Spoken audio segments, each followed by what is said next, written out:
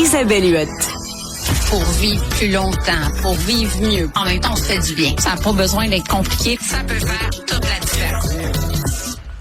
Que j'aime cette petite intro musicale pour ma belle Isabelle. Moi aussi. Isabelle, je dois t'avouer quelque chose. Oui. Je me confesse. J'aime les céréales, j'adore les céréales et un de mes personnages de télé préférés, c'est Jerry Seinfeld. Oui. Et dans sa cuisine, il y avait toujours, dans la série télé, il y avait toujours 22 boîtes de céréales. À un épisode sur 2, il passe la moitié de l'épisode toujours en train de manger des céréales. Donc, c'est des céréales que tu veux nous parler aujourd'hui, mais la question, c'est évidemment comment on fait pour en choisir des santé, parce que j'ai toujours associé céréales égale une demi-tonne de sucre. Ouais, ben t'as raison, c'est extrêmement difficile de sélectionner un bon choix de céréales. Il y en a tellement sur le marché. Il y a tellement d'allégations sur le devant des emballages, comme quoi c'est contient des grains entiers, source de 8 vitamines et minéraux. On a l'impression que toutes les céréales sont santé, alors que c'est pas du tout le cas. Je suis curieuse, c'est quoi ta céréale préférée, mettons, souvenir d'enfance? En fait, moi, c'est en forme de cœur, là, c'est des petits ronds au miel, mais là, je serais incapable de dire le nom. OK. Honey quelque chose, là. Ben moi, c'était honeycomb. Voilà, c'est ça, exactement. Quelque chose comme ça. Ben, nous aussi, c'était ça. Bon, comment on sélectionne une bonne céréale? Ben, les critères. On veut pas trop de sucre, tu l'as bien mentionné. Souvent, le sucre figure en tête de liste des ingrédients. Et on veut en bas de 8 grammes de sucre pour la portion de référence qui est d'une tasse. Je donne 2 exemples qu'il y a trop de sucre. On s'entend. Les céréales, ici, on les voit pas. Oui, plus à ta droite. Alors ça, c'est drôle parce que le nom de la céréale, c'est Sugar Crisp. Oui. Si quelqu'un achète ça et arrive à la maison en disant « Oh, pensez pas qu'il y avait du sucre là-dedans », c'est parce que sait pas ce que veut dire le mot « sugar » en anglais. Ben voilà, fait que la liste d'ingrédients, sucre en premier, entre parenthèses, sucre, sirop de glucose, miel, blé en deuxième, colorant caramel, on sait à quel point les colorants sont controversés, et c'est la céréale que j'ai trouvée la plus sucrée sur le marché, dans mon repérage. Donc évidemment, l'équivalent pour une tasse de 5 cuillerées à thé de sucre, ça fait beaucoup, sachant qu'on ne doit pas dépasser. 5 cuillerées à sucre pour une tasse, OK?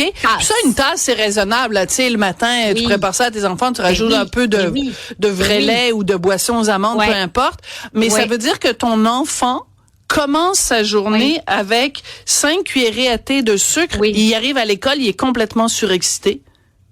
Ben voilà, parce que l'OMS dit même 6 total dans une journée, ça sera encore mieux. On est un peu plus permissif, on va aller jusqu'à 12, mais si tu as 5 sur 12 de sucre ajouté, c'est beaucoup parce qu'on s'entend que le 5 cuillerées vient pas du fruit, là, il vient carrément du sucre ajouté. Un autre exemple ici Parle-moi pas sur les Fruit Loops, Isabelle. Isabelle. Mais non, mais il y a un bel effort. Mais premièrement, c'est 14 grammes de sucre au lieu de 22. J'aime pas la liste d'ingrédients où on va avoir, par exemple, de l'huile de copra, l'huile végétale hydrogénée. Mais roku, curcuma, jus de melon d'eau, jus de bleuet. Donc, la tendance est de retirer les colorants artificiels. On l'a vu dans les Smarties, on en a parlé ensemble. C'est le cas aussi, c'est pas la même couleur, là. Si tu regardes la couleur à l'intérieur, c'est pas aussi vif. C'est pas à l'eau, Mais exactement, c'est plus pâle, mais il faut qu'on s'habitue à ça parce qu'on est en train aux États-Unis puis ça va venir au Canada de vraiment retirer la tartrazine, le rouge allura, des colorants qui sont potentiellement associés à l'hyperactivité des enfants. Donc, il y a le sucre, c'est une chose, mais il y a surtout les colorants artificiels et il y a un gros mouvement pour retirer ces colorants-là qui sont controversés pour la santé. Mais il faut que, comme consommateur, on s'attend à ce que ça soit pas aussi vif, aussi alléchant, que nos attentes diminuent par rapport à l'apparence aussi d'un aliment. Mais en même temps, je faisais des blagues sur les Fruit Loops parce que avant les Fruit Loops ancienne manière, c'était quasiment phosphorescent, comprends-tu? C'était des couleurs pétantes, t'avais l'impression que c'était comme un feu d'artifice de couleurs. À un moment donné, on se calme, là, il y a pas de couleurs comme ça dans la nature. Donc, alors, mais déjà, tu as donné des mauvais exemples, est-ce qu'on a des bons exemples? Oui, mais autre point important, retirer les personnages, les tu sais, sur les emballages, comme l'a fait le Mexique. Puis c'est sûr qu'il y a une chute des ventes parce que l'enfant veut pas, il va se retrouver avec des personnages ludiques comme ceux-là. Les bons choix maintenant. Moins de sucre. J'ai un exemple ici. On a 2 grammes de sucre, donc un demi-sachet de sucre versus pour 5 sachets de sucre. Weetabix. Ouais. Weetabix. On a 5 grammes de protéines, 7 grammes de fibres pour une portion généreuse de 3 biscuits. On s'entend, c'est pas la céréale préférée des enfants. Mais pour un adulte, ça serait un excellent choix. Nouvelle céréale sur le marché, Jordan. C'est une céréale, ça vient d'Angleterre. On a 0 sucre. Donc, le seul sucre provient des fruits. Donc, on voit pas de sucre de canne, on voit pas de miel, on voit pas de glucose, fructose. Super belle liste d'ingrédients. Et on a un 8 grammes de protéines dans la portion, ce qui est très intéressant.